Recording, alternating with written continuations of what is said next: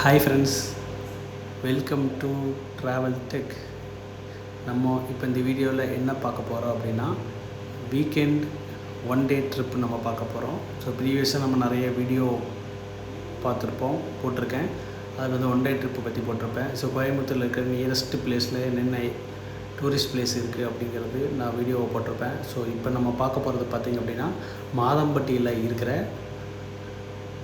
ஐயாசாமி மலை அப்படின்ற ஒரு டெம்பிள். ஸோ டெம்பிள் ப்ளஸ் மலை ரெண்டு சேர்ந்த மாதிரி இருக்கிற ஒரு டெம்பிள் நம்ம இப்போ பார்க்க போகிறோம். ஸோ அங்கே தான் நம்ம இப்போ போயிட்டுருக்கோம். இது வந்து கோயம்புத்தூர்லேருந்து ரொம்ப பக்கம்தாங்க. ஸோ கோயம்புத்தூர்லேருந்து உக்கடம் டு பேரூர் டு மாதம்பட்டிலேருந்து லெஃப்ட்டு எடுத்திங்க அப்படின்னா 4 கிலோமீட்டரில் வந்து இந்த டெம்பிள் இருக்கும். ஸோ இதுதான் அந்த டெம்பிள். ஸோ 15 கிலோமீட்டர்ஸ் தான், அரவுண்டு 15 கிலோமீட்டர்ஸ்குள்ளே இந்த டெம்பிள் இருக்குது.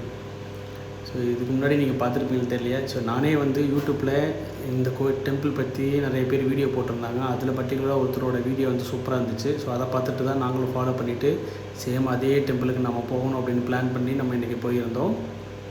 ஸோ இதுதான் அந்த கோயில், ஐயாசாமி மலை. இது மலைக்கு அடிவாரத்தில் இருக்கிற கோயில். ஸோ சாமி கும்பிட்டு சாமி மேலே பாரத்தை போட்டுட்டு இந்த மலையை ஏற போகிறோம். ஸோ இந்த மலையில் பார்த்திங்க அப்படின்னா பாதி தூரம் வரைக்கும் தான் ஒரு ரோடுவே மாதிரி நம்மளுக்கு தெரியும், தடங்கள் தெரியும். அதுக்கு மேலே வந்து வழி இருக்காது. ஸோ பாதி தூரத்தை வரைக்கும் ஐயாசாமி மலை இருக்கும். அதுக்கு மேலே டாப் எண்டு நம்ம போயிட்டோம் அப்படின்னா கருமலைன்னு சொல்லிட்டு ஒரு கோயில். அது வந்து வருஷத்துக்கு ஒரு வாட்டி தான் அங்கே அலோவ் பண்ணுவாங்க. ஸோ இந்த கோயிலுக்கு பார்த்திங்க அப்படின்னா வீக்லி ஒன்ஸ், அதாவது மண்டே திங்கட்கிழமை மட்டும்தான் இந்த கோயிலுக்கு அலோவ் பண்ணுவாங்க. மற்ற நாளில் வந்து அலோவ் பண்ண முடியாது. ஸோ அடிவாரத்தில் நீங்கள் வந்து எப்போ வேணாலும் கோயில் வந்து சாமி கும்பிட்டுக்கலாம். பட் இந்த மலைக்கு ஐயாசாமி மலை மேலே போகிறதுக்கு வந்து மண்டே மட்டும்தான் அலோவ் பண்ணுவாங்க. ஸோ எங்கள் நேரம் என்னமோ பரவாயில்ல, நாங்கள் போனப்போ பௌர்ணமி, அது எங்களுக்கே தெரியாது. உண்மையில் ஒரு நல்ல நாள், ஒரு சூப்பரான ஒரு டேயில் தான் நாங்கள் போயிருக்கோம் அப்படிங்கிறது ரொம்ப சந்தோஷமாக இருக்குது. ஸோ காலையில் 9 மணிக்கு மேலே தான் உள்ளே அலோவ் பண்ணுவாங்க, கேட் ஓப்பன் பண்ணி விடுவாங்க. ஸோ காலையில் போகும்போது எதுவுமே தெரியல, வெயில் கொஞ்சம் கம்மியாக இருந்துச்சு. ஸோ நாங்கள் மட்டும் கிடையாதுங்க, எங்கள் கூட வந்து கிட்டத்தட்ட 150 பேர் வந்து வந்திருந்தாங்க. கொஞ்சம் கூட்டமாகவே இருந்துச்சு. ஸோ நாங்கள் ஏதோ போயிட்டு சாமி கும்பிட்டு பார்த்துட்டு வந்துடலாம் அப்படின்ற மாதிரி தான் இருந்துச்சு. அப்போ தான் பார்த்தா ஒரு மலையில் வந்து ட்ரக்கிங் நம்ம போனோம் அப்படின்னா ஒரு 2000 3000 செலவு பண்ணி நம்ம போனால் எப்படி இருக்குமோ அந்த ஃபீல் வந்து இன்றைக்கி எங்களுக்கு கிடச்சிதுங்க. உண்மையிலே ஒரு ட்ரக்கிங் ஃபீல் தான். ஏன்னா ஒரு படிக்கட்டு, ஒரு நல்ல ரோடு அந்த மாதிரி எதுவுமே இல்லை. இந்த மலைக்கு சென்டரில் நம்ம மலையை வந்து பிளந்துட்டு நம்ம உள்ளே போகிற மாதிரி ஒரு ஃபீல் இருந்துச்சு. ஸோ பூரா வந்து பாறையிலான வழித்தடங்கள் தான் இருந்துச்சு. அதில் தான் நாங்கள் போயிட்டு இருந்தோம். பாருங்கள், சின்ன குழந்தைகளிலிருந்து வயசானவங்க வரைக்கும், கிட்டத்தட்ட 60 வயசு ஏஜ் இருக்கிற வயசானவங்க வரைக்கும் எல்லாருமே அந்த கோயிலுக்கு வந்திருக்காங்க. ஸோ அவங்க கூட நாங்களும் சேர்ந்து ட்ராவல் பண்ணோம். ஸோ செம சூப்பராக இருந்தது, ஒரு ட்ரெக்கிங் ஃபீல். ஸோ நம்ம கூட என்னோடய பாப்பா அனன்யா சேர்த்து என்ஜாய் பண்ணால். இவளுக்கு என்னங்க செம்ம என்ஜாய் தான். ஆனால் தூக்கிட்டு நடக்கிற கஷ்டம் எங்களுக்கு தானே தெரியும். ஸோ இயற்கையை ரசிச்சுட்டு அதோடய ஃபீலோடு மேலே போயிட்டே இருக்கோம். ஸோ நிறைய பேர் முடியாமல் கொஞ்சம் ஏறிட்டு இருந்தாங்க. அதுக்கப்புறம் பார்த்திங்கன்னா ஒரு குறிப்பிட்ட இடத்துக்கு போனதுக்கப்புறம் வழுக்கும் பாறைன்னு சொல்லிட்டு ஒரு இடம். ஸோ அந்த இடத்துலேருந்து நம்ம மேலே போகணும் அப்படின்னா ஸோ நெத்துக்குத்துலாம் அந்த இடம் இருக்கும், வழி இருக்கும். ஸோ கொஞ்சம் கஷ்டம்தாங்க.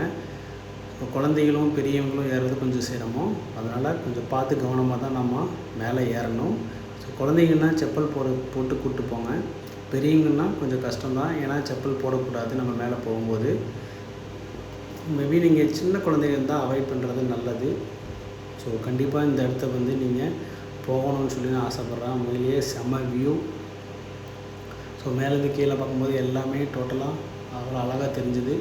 ஸோ இதுதான் இடையில வழுக்கும் பாறை. அங்கேருந்து ஏறினோம்னா கொஞ்சம் தூரத்துலேயே பார்த்திங்கன்னா நம்ம போய் சேர வேண்டிய இடத்துக்கு வந்துடுவோம். ஸோ இதுதான் அந்த கோயில், ஐயாசாமி மலை. இது எப்படி நாங்கள் ஃபீல் பண்ணுறோம் அப்படின்னா, ஒரு 10-15 வருஷத்துக்கு முன்னாடி பார்த்திங்கன்னா நாங்கள் வாழ்ந்துட்டு இருந்த கிராமத்தில் இப்படி தான் கோயிலெல்லாம் இருக்கும். ஒரு சின்னதாக ஒரு சின்ன வீடு மாதிரி இருக்கும். அந்த இடத்துல வந்து சிலை வச்சுருப்பாங்க, கல்லனால சிலை. ஸோ இந்த மாதிரி தான் இருக்கும். ஒரு திருவிழா மாதிரி ஒரு சொந்தக்காரங்கள்லாம் வந்து பூஜை போட்டுட்டு சாமி கும்பிட்டு ஸோ சொந்த பந்தங்களோட சந்தோஷமாக இருந்த மாதிரி ஒரு ஃபீல் வந்து கிடச்சிது. ஸோ இப்போ இருக்கிற காலகட்டத்தில் வந்து நம்ம கோயிலுக்கு போனால் என்ன பண்ணுவோம், ஜஸ்ட்டு சாமி கும்பிட்டு பொங்கல் கொடுத்தாங்கன்னா பொங்கல் சாப்பிட்டு ஒரு 1/2 டைம் ஸ்பெண்ட் பண்ணிட்டு நம்ம வந்துடுவோம். ஆனால் வந்து இந்த ட்ரெக்கிங் இந்த கோயிலுக்கு போகும்போது எங்களுக்கு அந்த மாதிரி ஃபீல் வரல. ஸோ நாங்கள் சின்ன வயசில் இருந்த மாதிரி எங்கள் ஊர் கோயில் திருவிழா மாதிரி கோயிலுக்கு போகிற மாதிரி ஒரு ஃபீல் கிடச்சிது. அவ்வளோ கூட்டம் வந்திருந்தாங்க. எல்லாருமே பார்த்திங்கன்னா நார்மலாக பேசுனாங்க, பழகுனாங்க, ஜகஜமாக இருந்தாங்க. ஸோ அந்த மாதிரி மக்கள் தான். ஸோ ஒரு 1 ஹவருக்கு மேலே ஆகும்னு சொல்லியிருந்தாங்க பூஜை ஸ்டார்ட் பண்ணுறதுக்கு. ஸோ அப்போ தான் வந்து சிலையெல்லாம் வந்து கழுவி விட்டுட்டு அந்த இடத்துல ஃபுல்லாக க்ளீன் பண்ணிவிட்டு எல்லாம் டோட்டலாக சுத்தம் பண்ணிகிட்டு இருந்தாங்க. ஸோ எல்லாருமே வந்து அந்த பூஜைக்காக தான் வெயிட் பண்ணிட்டு இருந்தாங்க. ஏன்னா அன்றைக்கி ஸ்பெஷல் டே, பௌர்ணமி வேறு. ஒரு பாறைக்கு அடியால் அந்த சிலை, ஐயாச்சாமி சிலை உண்மையிலே பார்க்குறக்கே சூப்பராக இருந்துச்சு. நாங்கள் அப்படியே ஒரு இடத்துல உட்காந்துட்டு எல்லாம் என்ன பண்ணுறாங்கன்னு பார்த்துட்டு இருந்தோம், அப்படி பேசிகிட்டு இருந்தோம். உண்மையிலே சொல்கிறாங்க, சத்தியமாக ஒரு மைண்டு ரிலாக்ஸாக, அவ்வளோ ஹாப்பியாக, சந்தோஷமாக எல்லாத்தையும் மறந்துட்டு ஒரு பீஸ்ஃபுல்லாக அந்த இடத்துல இருந்துச்சு. எந்த சத்தமும் இல்லாமல் அது ஒரு அழகான இடம். உண்மையிலே டைம் கிடச்சதுன்னா கண்டிப்பாக நீங்களும் ஒரு நாள் மட்டும் நீங்கள் போயிட்டு வாங்க. உண்மையிலே சூப்பராக இருந்துச்சு. ஸோ மறந்துடாதீங்க, மண்டே மட்டும்தான் அலோவ் பண்ணுவாங்க, மற்ற நாளில் அலோவ் பண்ண மாட்டாங்க. கோயம்புத்தூர்லேருந்து ஜஸ்ட் 15 கிலோமீட்டர் தான், இதைய ஞாபகம் வச்சுக்கங்க. ஸோ இங்கே போகிறதுனா கம்பல்சரி உங்களை ஓன் வெஹிக்கிளில் தான் நீங்கள் போகிற மாதிரி இருக்கும், பைக்கு ஆர் கார். ஏன்னா இங்கே பஸ்ஸு கிடையாது, பஸ்ஸு போகாது. அதனால் 2 வீலர் 4 வீலர் வச்சுருந்தீங்கன்னா அதில் போங்க. ஸோ ஒரு ரிஸ்க்கான டாஸ்க் என்னென்னா, ரிட்டன் நாங்கள் இறங்கும்போது 12 மணி ஆகிடுச்சு. 12 மணிங்கும்போது உச்சி வெயில், சரியான வெயில். வெயிலில் பாறை ஃபுல்லாக ஹீட்டாக இருக்கும். ஸோ வெறுங்கால நடக்கிறது ரொம்ப ரொம்ப ரொம்ப ரொம்ப கஷ்டம்.